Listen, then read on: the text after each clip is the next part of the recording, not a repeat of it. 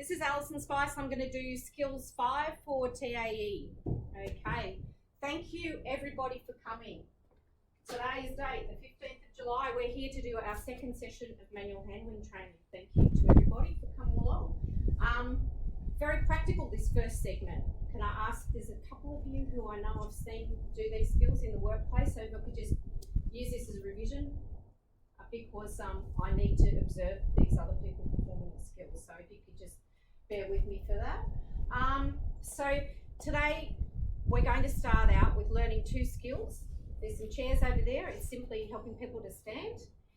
And we've also got a walker. But before we do that, I'd like a show of hands. Who's done some manual handling training before? Right, okay. Can you tell us, a lot of people come to work in aged care and community nursing who've had another career before, so they often bring with them skills that they had previously. Can you tell us something about that, Ken? Oh, just in my job as a firefighter. Right. You have to do a lot of heavy lifting, so they've shown us how to do that without hurting yourself. Right. All over that. I was a flight attendant, and yep. we had to, when we do our Yep. courses, use a lot of the... Get people on and off planes, which brings us to a point, work health and safety. Bathrooms that way, if you need it. The kitchen, get yourself coffee and tea when we have a break shortly. And in the unlikely event that we need to evacuate, we'll be turning left and meeting out the front property, okay? And what about you, Alex? We got training in lowering the posts for the AFL, the nets at the AFL games. So basically there was three of us. We got video trained beforehand, and then we safely lower the posts back. Oh, and for what club was that, just out of interest? Just for any AFL game. Oh, okay. For the Giants. Oh, there you go. Anyone a Giants fan? Okay. All right. So 20 minutes practical, then we're going to have a little break, and then we're actually going to move on to the theory of the Work Health and Safety Act. We're going to look at home in beds policies and procedures. We're going to actually complete some risk assessment documentation that you would in the workplace, so you're familiar with it before you get out there. And these are the last two skills. So I've got Natasha's form here just for an example. The first session, she's already been assessed as competent in 8 of the 10 skills. So the only two we've got left are these two here, okay? So some of you need to do that, and some of you have already been observed, but we're all going to go through this. Thank you, Lucas.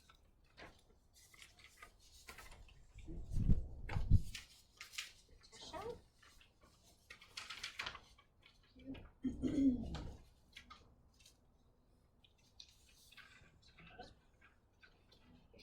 One and pass it on. Thanks, Christine.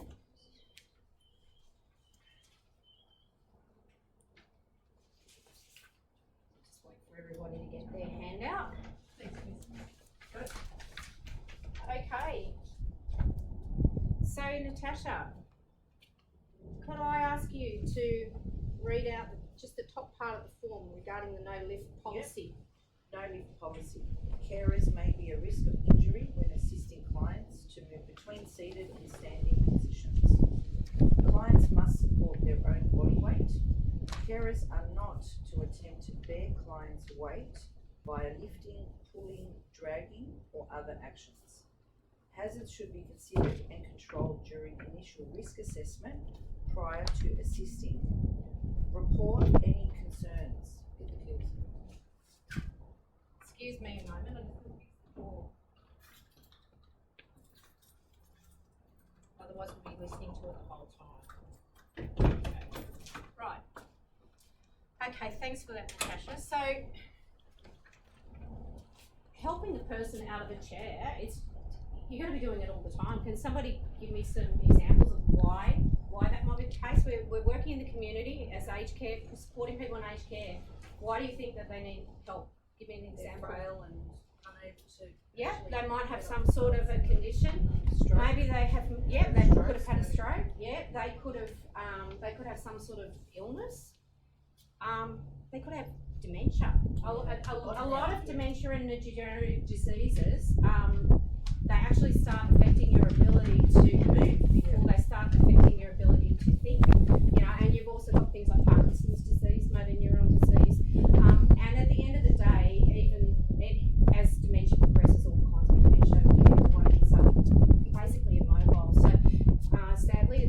progressive process. So a lot of the people we're dealing with have got a very serious illness, including dementia or another neurodegenerative disease, and they need help. So we can't be lifting them. Right? It doesn't matter, even if they're emaciated, you cannot lift up another person easily. It's not safe. You're going to injure your back, and it's not going to be safe for them either, because you're probably going to drop them. The rule is, if they can't stand themselves up from that chair, then we're going to have to get them some other kind of mobility aid. That might be a belt, it might be a device or something, but you don't just drag somebody out of the chair. You'll hurt yourself, you'll hurt them. So that's what we're here to have a look at. So I might get Jacinta to start there with procedures. Yeah. Check care plan before assisting. Why would I need to check the care plan before assisting? Can anyone remember? Just in case they got Yeah, broken. because it's going to say, what does this person need help with? How should you do it? Why can't I ask them? They might not know. No. They might have dementia. They might just give you the completely wrong answer. They might say they're fine. Okay, so you need to know your own clients. And the next point Is check area for potential hazards. right. Well, Yeah. I did that this morning because we're just going to do a practical exercise here, and I noticed that there's a blind step off there. And bear in mind that a lot of these people might have vision impairments. They could actually just keep going and go right off the end. So I've just put a blue broom there to mark that. So you want to carry on, Jacinta? Prompting a client to stand. Explain what is happening. Exactly. I can't just walk over and drag you off. Like, we've got to talk about where are we going, you know, are we going to the dining table, are we going shopping, you know, we're communicating with our client. And remember that they might have a hearing problem, so if they've got a hearing problem in their left ear, stand on their right, you know, when you're talking to them, stuff like that. Another reason to read the care plan. Okay? Stand to the side of your client. Absolutely. Again, in the care plan, there might be a specific reason why you need to stand on a specific side. Just like some of the activities we've done before, we did some role plays and Natasha had a stroke and the care plan said to stand on her right side because that was her weak side. So you usually, the rule would normally be that you're standing on the weak side of the client, but it should say in the client's care plan how you should do the procedure and whether or not they need other assistance. Adopt semi-squat or lunge. Yeah, so protecting your back, right? So you're going to stand next to your client. You can either do that or you can do that because they're down there, you're up here, and you're going to reach over the top of them. You need to protect your back, not just them. Encourage and reassure. Why? Because There might be stairs. last year they fell down and broke their hip, you know, like they've had serious accidents, they've fallen down in their house probably many times. It's actually one of the reasons you're there, right? So they're really scared, these people, and they need you to encourage them. Ask client to bring their bottom forward to the front of the chair. This is just now gravity, what we're talking about. I'm going to sit side to the class. So if I'm trying to stand up from all the way back here, it's harder and it's a lot harder for me to do that. And also even I could hurt my back, right? So it's just, these are just, now I'm ready to go. See, I've got my feet out here. What's next? If the chair has armrests, have your client place arms on them. Right, so if it did, we do it like that. If it doesn't, have them put their hands on the seat. Yeah. And remember, you're going to be taking your clients out and stuff like that, so you're going to be doing this from a whole different range of chairs. So, you know, so if there are no armrests, they put their hands here. If there are armrests, they go here. Yeah. Okay? Ensure feet are facing forward and are shoulder width apart. Yeah. Don't want them all over the place, because next thing they're going to trip over as they're getting up, so we don't need that. So at the moment, if I didn't have my feet in the right place, then you could just adjust my feet, you know. So again, bend down properly. Don't like that. You'll hurt your back. Heels slightly behind knees. This is just gravity, because now look what's happened. My core is forward. So we're trying to help somebody who doesn't have a lot of strength in their muscles for a range of reasons. And so we want to use gravity. Yep. Yeah. Have client lean forward, nose over toes. Lots of your clients will know this saying, nose over toes. You know how they learnt it? They learnt it in hospital after they fell down and broke something, and the physios in the rehab unit said, nose over toes, nose over toes, nose over toes. So even if they actually have got quite serious dementia, a lot of them will still be familiar with this process now. But even if they aren't, you want to train them this way. Yeah. Ask client to rock forward 3 times, standing on the 3rd. Yep, so Mr. McGillicuddy, we're going to go rock forward 1, and we're going to stand up on 3. Sometimes Mr. McGillicuddy won't stand up on 3, so we're just going to repeat the process. Yeah. And if somebody's got certain different kinds of neurogenic, we might be rocking for a while, but that's okay. The main thing is you're not dragging them. Now sometimes the temptation might be, oh, if I just grab him by the back of the, jacket, to get him up or whatever. Yeah, next thing, you're going to have a back injury. So just don't do it. It's not worth it. If he's really stuck in the chair, what are we going to do? Call the case manager. Excuse me, he's stuck in the chair. Like, we cannot drag him out of his chair. Okay, it's not happening. Jacinta? Verbalise process. Rock 1, rock 2, rock 3, and up. So that's just communication, isn't it? Yep. All right. And where are we up to? We congratulate. They've done it. Otherwise, we repeat. That's it. Like I said, we could be there for some time. I used to have this gentleman that I looked after. Sometimes it took me half an hour to get him out of his chair, but I can't pick him up. Okay, so I'm going to ask Natasha to come here and be my model. We're just going to pretend. That's it. Relax. That's it. Well, that's what they often are. They're in their lie back armchairs. They're exactly like they've got the feet up, So she's got the legs out. All right. So everything that's wrong here, Alex. What are we going to do with Natasha to start with? Natasha, could you please wiggle your bottom forward in the chair? Oh, Alison, really? Yeah, believe me, that can be hard for some people to do. Now, where have we got the legs now? They're just out there. So can I just give you a hand there? Yeah.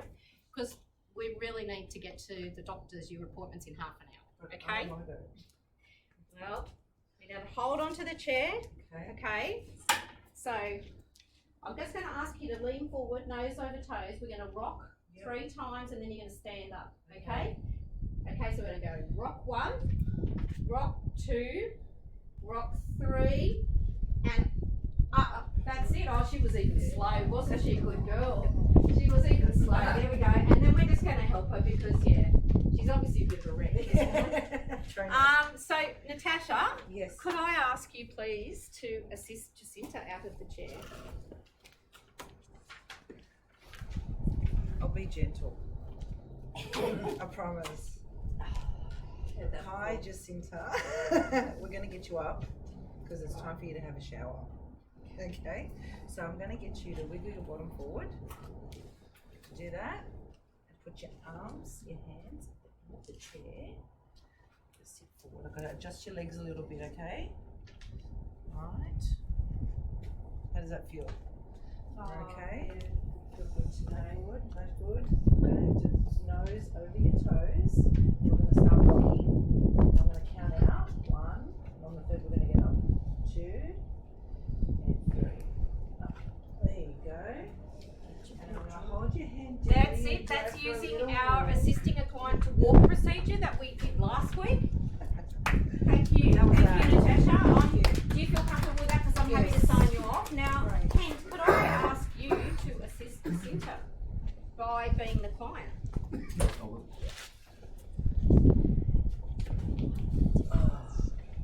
Okay, Jacinta. Oh, yes, he's not very confident either, but this is quite accurate. I mean, he just doesn't want to go. His appointment's with the dentist. No one wants to go to the dentist, so he's probably going to give you trouble. Got to get you to the dentist this afternoon, okay? Well, why were yesterday? I'm absolutely certain. Okay, so we're just going to take this slowly. If you could just wiggle your bottom forward for me in the chair, just move it. Yeah, no, sitting up. Right. Just going to get down.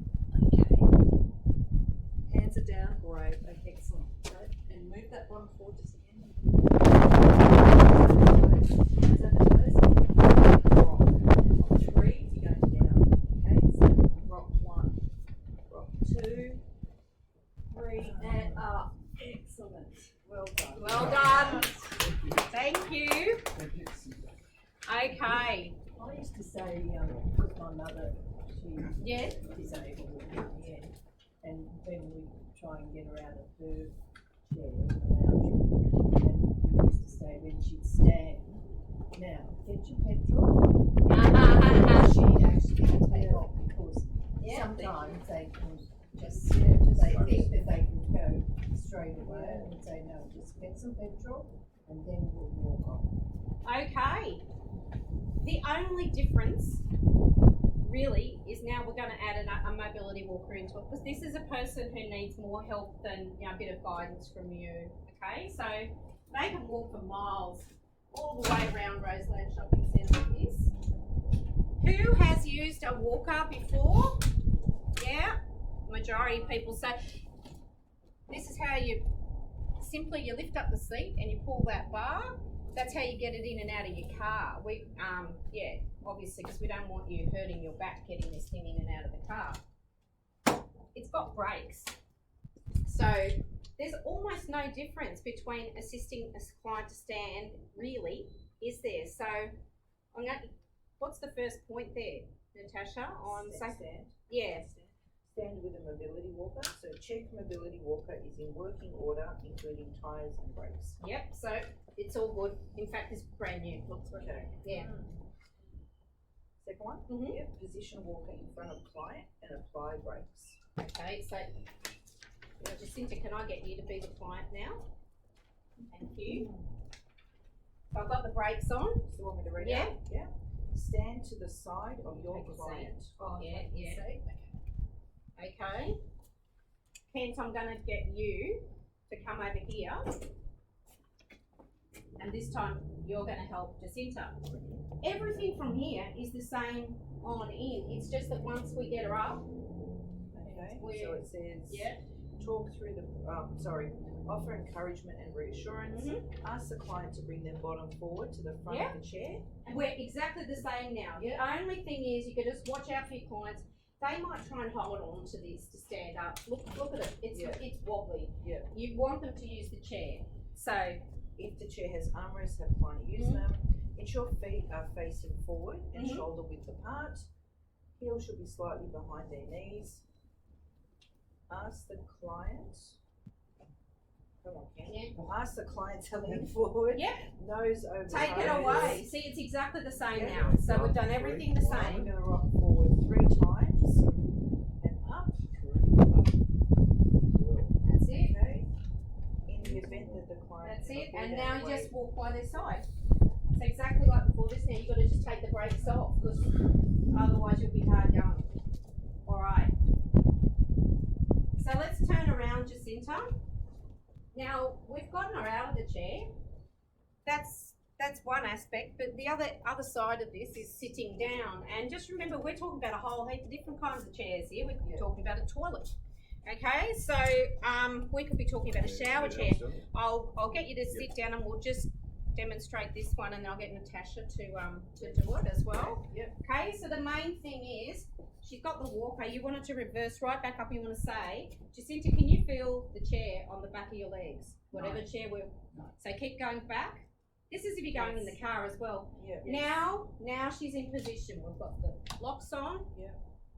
If there was armrests, we'd be trying to, okay. Otherwise, in this case, we don't have that. We're going to say, Jacinta, could you please stick your bottom out?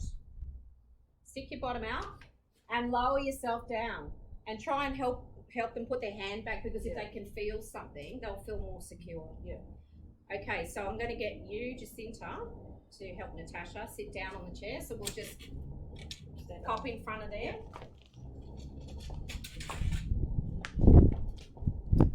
Can you feel the chair on the back of your legs? No. Can you step back? Yep. Now? Yes. Okay. Stick your bottom out That's it. and sit back. I can't feel anything. Yeah, it's a low chair. Yeah. But you might get stuck with that. That might be what the chair is in the dentist's place, right? We've got no control. Okay, guys, I'll get you to sit down. That's it. Now, the rest of you, I've already seen you do this with clients in the workplace, so I don't need to observe, but thanks for bearing with us. We're going to take a coffee break now, and then we're going to come back and get on to the theory part. So thank you to everybody, and I can sign both of you off on your skills now. Thank you very much for coming. Go and have a break, and we'll be inside soon.